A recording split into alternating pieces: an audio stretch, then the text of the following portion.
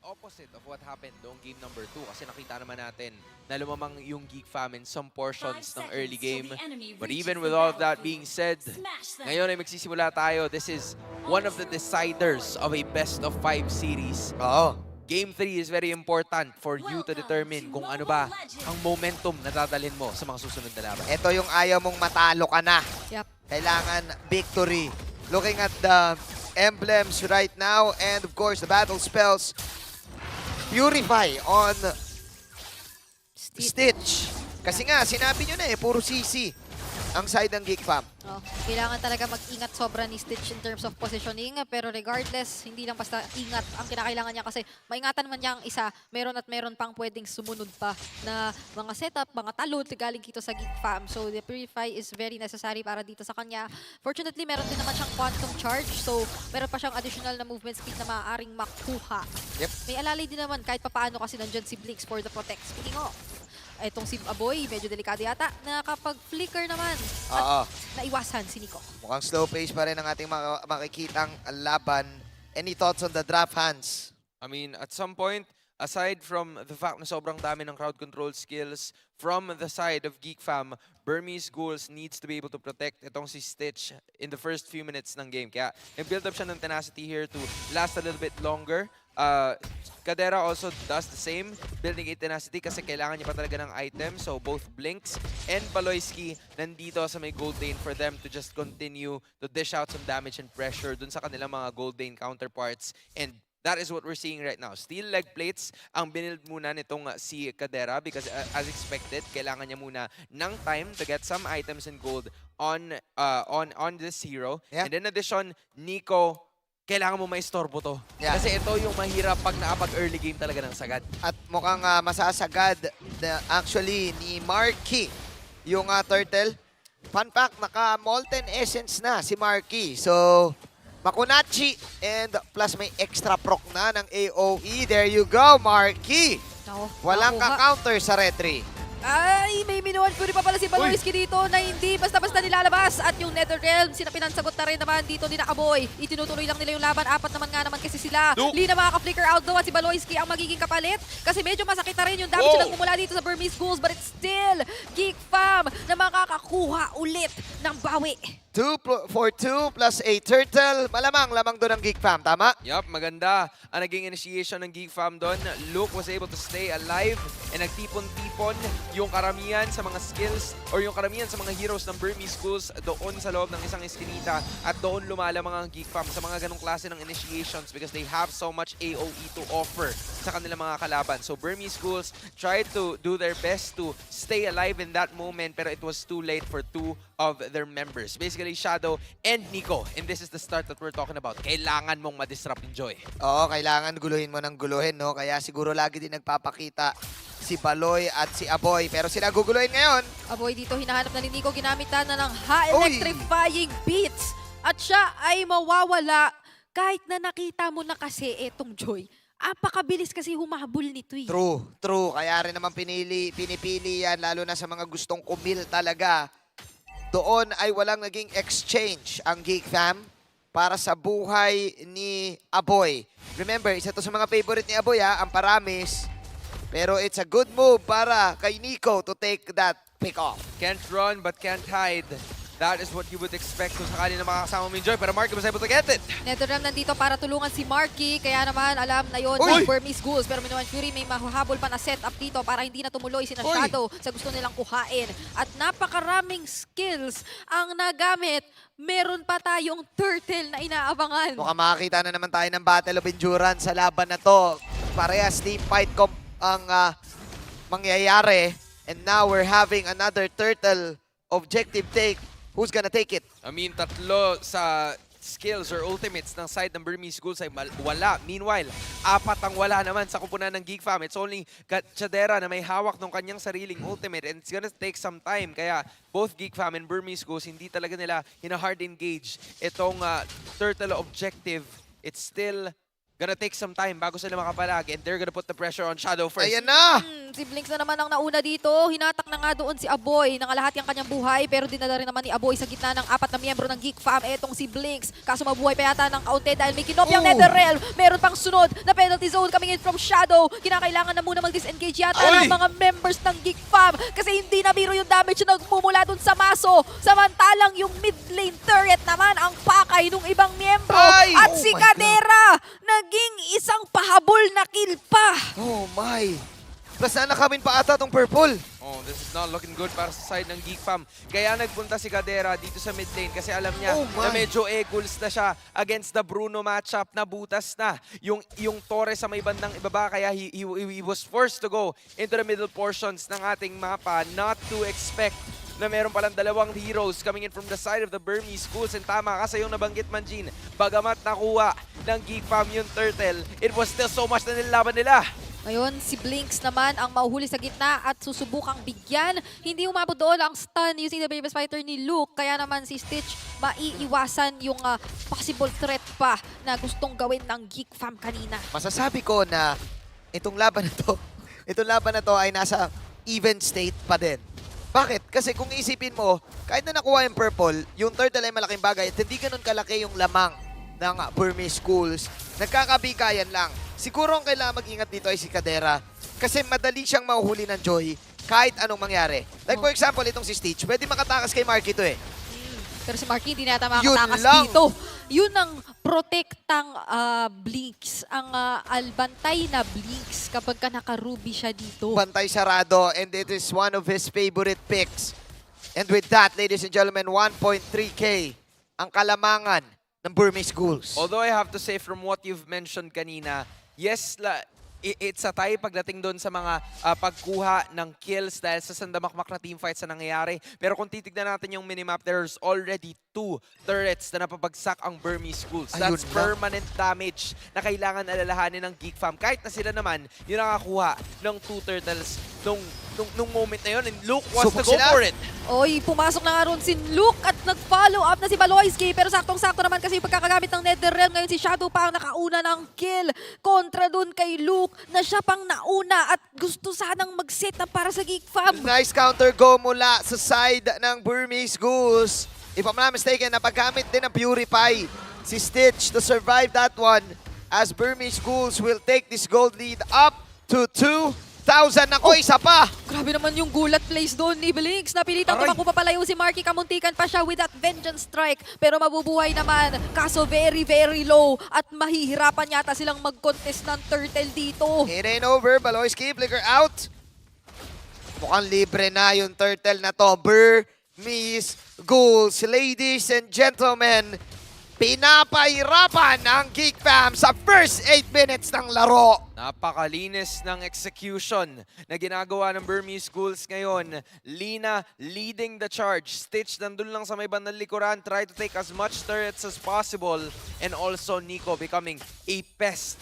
Legit na hindi nila mahanapan ng kahit anong lunas. Kahit na sandamakmak yung kanilang crowd control skills. It takes some time para magawa nila yun. Kailangan kasi magandang latag talaga eh. Oo, It grabe. needs to be the perfect amount or perfect timing na kailangan Kay- wombo-combo siya kung tutuusin. Kailangan ng Geek Fam dito yung isang napakalupit, the ultimate, super duper, kaldag ni Baloy. Kung sinabi ni Hans, kailangan maganda yung pagka-chain ng CC. Sino ba magsisimula nun? Walang iba kundi kaldag ni Baloy. Ah, Yun lang yun. ito yung pinaka pangmalawakan, pangmaramihang setup skill talaga na pwedeng nating asahan from Geek Fam. Mayroong mga pwedeng unahan dito si Marky, pero not so much to the point na pwede kasi siya agad i-punish o bigyan kasi siya yung crucial na retribution holder at meron pa tayong major objectives na inaasahan ni na Bit. Pero ang gusto ng Burmese schools kahit papaano, makahigit pa ng mga tore kontra dito sa Geek Fam. As mentioned earlier, mga permanent damage kung tutuusin na mas makakatulong sa kanila para kontrolin pa yung kabuuan ng mapa. Lalo pa at yung Lord na aasahan natin in a bit, doon pa siya sa bandang top lane magsuspawn. So gusto mo talaga na magkaroon sana ng advantage dito sa bottom lane na to. Yeah, it's starting to be a little difficult para sa kupunan ng Geek Fam kasi nakikita na natin na they're starting to group Aray. up kasi medyo hindi na nila kinakaya yung damage output na nanggagaling dito sa members ng Burmese Schools. Fortunately for them though, wala pa naman na necklace of Durants na built up. Ayan na! So they can still heal. Pumasok na nga doon si Shadow, pero siya agad ay mabibigyan at mapapunish din. That's -1 para dito sa Burmese Ghouls. Samantalang doon sa top lane, Nico, may nakuha naman siyang Tore at mayroon ng Lord na magsuspawn in 3 seconds. Hindi pa kumakaldag yan ha, hindi pa yan nagpapayanig. Shadow overextending is welcome. 10 minutes in. Still, Burmese Ghouls on the lead. Nag-aabang ang karamihan para dito sa Lord attempt. Uunahan ngayon ni Marky. Yup, Shadow, medyo malayo pa pero kaka-respond lang din. The problem is Chadera rather, nagsistay siya in a position na kailangan niyang mag-defend. So, minion waves are already out of the question pero mukhang ilalaban niya pa rin kasi Geek Fam's just gonna be resetting this. Maghihintay sila na maklear muna ni Chadera yung nasa may bandang ibaba bago siya sumali. Lalo na, nakasecure na siya ng Ayan Demon na! Hunter Sword. Naku, gusto na nilang simulan dito. Si Baloyski hindi muna mag-Minion Fury. Si Marky ang naiwang mag-isa at mukhang sinalo niya lahat ng high electrifying beats. Shadow will take him down. At ngayon nawala na yung retry holder ng Geek Fam. Isa na namang libreng objective para sa Burmese School. Samantalang si Chadera, sabi niya Tore na lang muna dito sa baba. Aso hindi na muna rin tinuloy eh. Walang magagawa ang Geek Fam sa lead na meron. Slowly but surely, ang tindi na pinapakita ng Burmese Schools. Blinks, don't blink Ayan! kapag humila na Aray! siya. Ay, may worldy! Umabot kaya! Inabutan si Luke! At siya ay tutumba! Yung high electrifying beats na gamit pang panakas. Baloyski dito with a setup. Pero yung follow-up ay kakapusin yata muna. Hindi na itinuloy ng Burmese Schools. Meron naman daw silang Lord. At umalis ang Burmese Schools, napitin yung kaldag ni Baloy. Backstage access ang nangyari courtesy of Nico. Nakapag-flicker pa sana si Luke ng pagkakataon na yun. Pero hindi naging sapat. Masyadong kaunti ang HP na natitira dito kay Luke. And as of this moment, the Lord is already marching dito sa may bandang itaas and you have to take note of it. Luke, fortunately, is alive. Hans Bridge, hindi pa nagagamit ni Lina yung ninakaw niya na ultimate. Yung ninakaw niya na Netherrealm. Oo nga. Ni Kanina pa yan. Aboy. Kanina niya pahawak yan. Kanina pa, walang nagiging sitwasyon na kinakailangang gamitin siya. At malinis na pagkakakuha ng inhibitor turrets ngayon ang pinapakita sa atin ng Burmese Ghouls. Mukhang gusto talaga nilang sagad-sagarin yung mga pwede nilang makuha dito. At dalawang inhibitor turrets na nga ang nakuha dito ng Burmese Ghouls. This is looking bad for Geek Fam! Ay! Hinulat na naman tayo doon ni Blinks at may follow-up pa Baloy? mula kay Shadow. Baloy as well will fall. Si Chadera naman dito pinagbabato ng Shuriken. Pero ang magiging kapalit lang ay si Shadow. Ipinagpapatuloy naman ng Geek Fam kasi may Wala. Netherrealm pa pala sila rito. Kaya naman si Stitch ang magiging ika-double kill ngayon ni Chadera. Kinakailangan na yata Hala. tumakbo dahil makaka-triple pa siya with Blinks as the third kill dito kay Kari ng Geek Fam. Overextension after overextension na naganap for Burmese Schools, but they'll take that. Kung nakabasag naman sila ng 3 inhibitor turrets, they will absolutely make sure na makakabawi pa rin naman sila. It's gonna be less than 15 seconds bago mabuhay yung 3 members from the side of Burmese Schools. So it is opportunity para sa kupunan ng Geek Fam to go for as much turrets as possible. Magmatapang na lang tayo kasi wala na tayong inhibitors. We have nothing left to lose. Nag-dash in din si Stitch eh. Tingnan natin ang instant replay. Paki-explain naman, Hans, yung overextension na sinasabi mo. Dito ba yon nangyari? I mean, at some point, kung titignan natin, Stitch wanted to go for the extra kill, pero hindi naging sapat yung Netherrealm na kinopya ng Valentina, and it was also Blinks na nawala in that team fight dahil meron ding Netherrealm yung kabila. So, the longer the team fight, the harder it is to be able to execute the gameplay that you want kasi paunti ng paunti yung HP mo. That was clearly a giggle factor para sa side ng Burmese Schools, and it cost them a lot. Nagkaroon ng momentum ngayon ang Geek Fam. Just like game number 1, yun din yung dahilan. But bigla silang natalo. Now in control, can they discipline themselves enough to get the lead and to get the finish? Yung finisher na gusto nilang gawin.